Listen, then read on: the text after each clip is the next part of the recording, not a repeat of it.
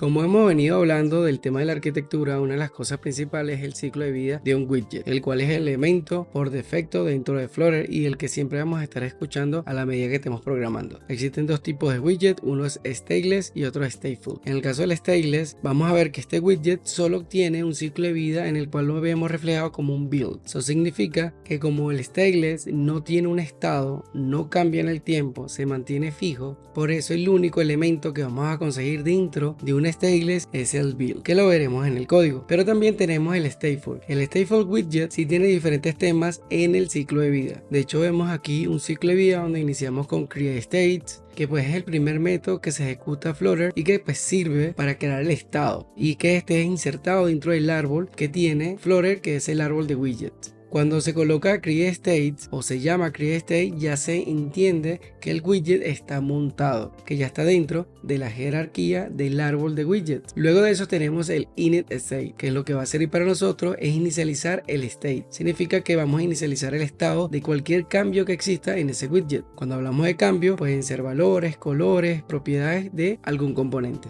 Luego del initState tenemos el didChangeDependency. Este se llama cuando una dependencia del state cambia. Como vamos a ver, el Flutter SDK es un SDK que nos permite agregar diferentes tipos de dependencias, y si una dependencia cambia, podemos llamar a esta parte del flujo del ciclo de vida para actuar. Luego de eso tenemos el build, que ya habíamos visto en el stateless, que es el único que existe en ese tipo de widget, pero en el caso del stateful también el build existe. Y pasa que cuando uno inicializa el widget, este se puede llamar varias veces para definir la interfaz del usuario. Entonces el build siempre está siendo llamado recurrentemente. El caso del setState es lo que indica pues es que va a haber cambios o que ha habido cambios que podrían afectar la interfaz del usuario. Como habíamos hablado, cualquier estado puede ser un valor, una propiedad, un color, etcétera. Entonces, si algo es seteado, es muy probable que la interfaz del usuario sea modificada. Y luego tenemos el didUpdateWidget. Esto viene más que todo por la jerarquía que tienen los widgets dentro del árbol. Y lo que va a hacer Flutter es llamarlo cuando el widget anterior como un argumento para verificar los cambios que pueden existir. También tenemos luego de eso el deactivate. Y el deactivate lo que va a servir para nosotros en Flutter es limpiar cualquier vínculo que exista entre un objeto y el árbol de widget que exista dentro de nuestra aplicación. Entonces limpiarlo significa ya desactivarlo, ya no lo vamos a necesitar más. Pero hay otro elemento que es un poco más pesado, que es el dispose. Este se va a encargar de desmontarlo completamente del árbol. Si el createState lo monta en el árbol, dispose lo remueve totalmente y pues ya no se puede volver a montar un state cuando ya se le hizo un dispose. Entonces tengan en cuenta que este ciclo de vida solo es único para el stateful widget. Ahora, ¿cómo ver esto en el código? En el caso del código teníamos esta misma aplicación que ya habíamos revisado. Vamos a ver acá que tenemos un stateless widget y como lo vimos en la presentación, vemos que aquí tenemos un build. Es el único que se va a mantener dentro del stateless widget. Es la única parte de ese ciclo de vida que existe. Solo un stateless widget contiene un build y el build siempre es llamado de forma recurrente para hacer modificaciones, pero en el caso del stateless es solo para setearlo una vez, y aquí vamos a ver una pantalla que tiene una sola información que no va a cambiar en el tiempo. Una cosa es el stateless que no cambia como widget, pero dentro de él sí hay componentes que son del tipo stateful. Por ejemplo, my home es del tipo stateful widget.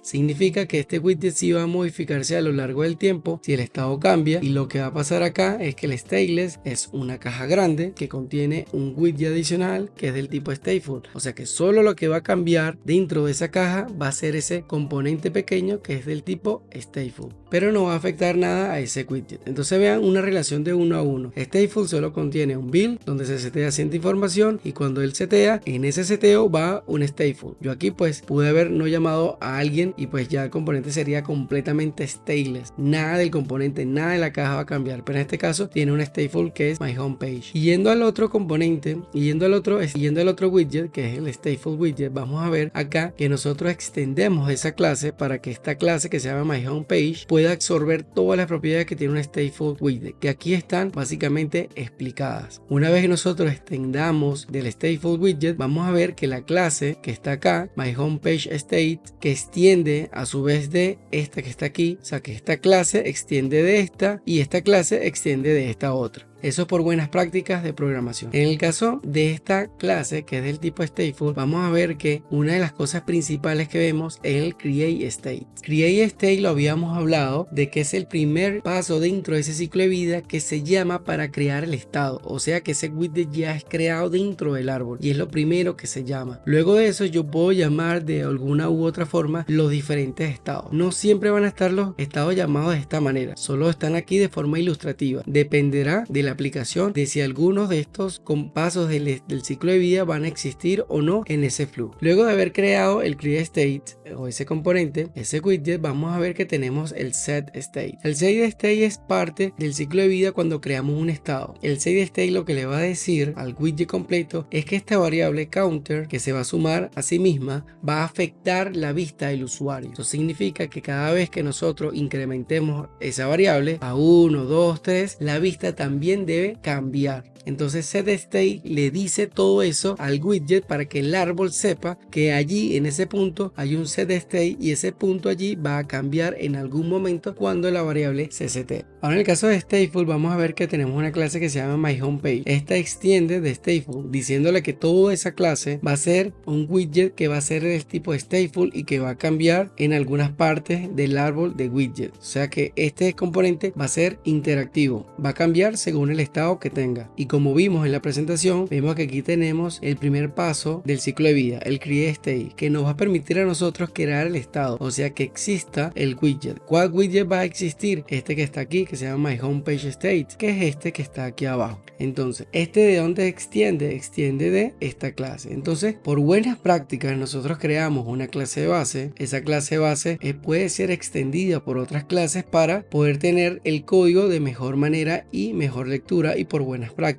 Aquí creamos el estado y aquí abajo manipulamos el estado en sí. Vemos que aquí tenemos el initState. Luego de utilizar el createState vemos el initState, que es parte del flujo del ciclo de vida, lo cual nos permite inicializar el estado. Pero ¿cuál estado estamos inicializando? Tenemos una variable counter que es el tipo entero que comienza con 0 y lo que estamos haciendo acá es que no importando si aquí tiene un valor con 0, yo le inicializo con 0. Yo creo el widget y lo inicializo aquí también con los valores por defecto que yo necesite en mi aplicación. Luego de eso vamos a ver el did change dependencies. Eso dependerá si hay una dependencia que esté cambiando. En este caso solo se llamará en esa oportunidad. Luego tenemos el did update widget. Si hay un widget anterior, en este caso old widget es un nombre de un widget viejo, en este caso myHomepage. Si un widget anterior cambia, vamos a ver qué pasa y aquí voy a ver lo que sucede para yo poder interactuar con la aplicación. Entonces esto será poder observar qué pasa con el widget anterior. Luego tenemos lo que habíamos visto, el dispose y el deactivate. En el caso de deactivate vamos a ver que deactivate desactiva el widget en el árbol de widgets, o sea que ya no lo vamos a utilizar más, pero en el caso del dispose, un poco más agresivo, lo que va a hacer es eliminarlo dentro del árbol de widgets, o sea que ya ni siquiera podemos instanciarlo nuevamente. Una de las cosas que vamos nosotros a hacer de forma reiterativa es el uso del set state. Si yo arriba creé el estado, aquí lo inicializo, aquí abajo yo seteo el estado. Luego que se inicializó con unos valores por defecto, el que yo quise para mi aplicación, el setear el estado le va a decir a la vista o al componente que cada vez que modifique counter y lo vaya incrementando de 1, 2, 3, 4,